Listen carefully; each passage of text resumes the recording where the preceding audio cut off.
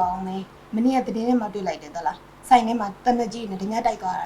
အေးဟဲ့လန့်စရာကြီးငါနဲ့တာတွေ့ရင်တော့အကုန်ပေးပလိုက်မှာဟိုသတင်းမှာပါရဲ့လေဓမြတိုက်သွားတာဟိုဒီတနက်ကြီးနဲ့ပြစ်သွားတဲ့ ဟဲ့ဒါနဲ့ဒီနေ့ခွင့်တိုင်နေလူတွေများတယ်နော်သူတို့ကလည်းအားနေခွင့်မဲ့ယူနေကြတယ်ဆိုင်မှာလူတွေနဲနေပါလေဆိုမှအေး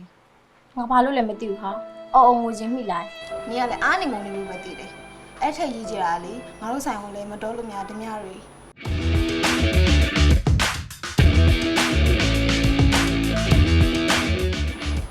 ဟဲ့မကစတမာလာနေတော့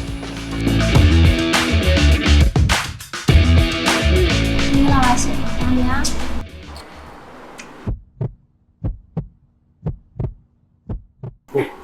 ဟာခဏနေဦးကိုကြီးဟာဘာဖြစ်လို့ထဲရောက်မှထုတ်ပြပါကိုကြီးအစ်မတူနေနေဒီလိုပါ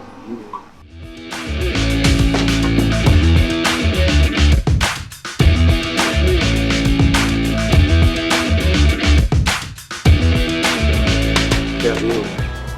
မထုတ်လိုက်နေတတ်မအောင်ကိုကြီးဒီဆိုင်ဆိုတာတေချာရဲ့လားကိုကြီးတခါတည်းပြီးမှဖြစ်မှာနော်ကိုကြီး ဒီမှာလေးဘာတော့တင်ရမှာမဟုတ်ဘူးနော် ခဏနေဦးဒီမှာလေ ငါအပေါ်မှာလှုပ်ရှားရရှိသေးတယ်ဟာညီမတို့အစင်ပြောင်ကြည့်လို့ပြလိုက်လေဟာ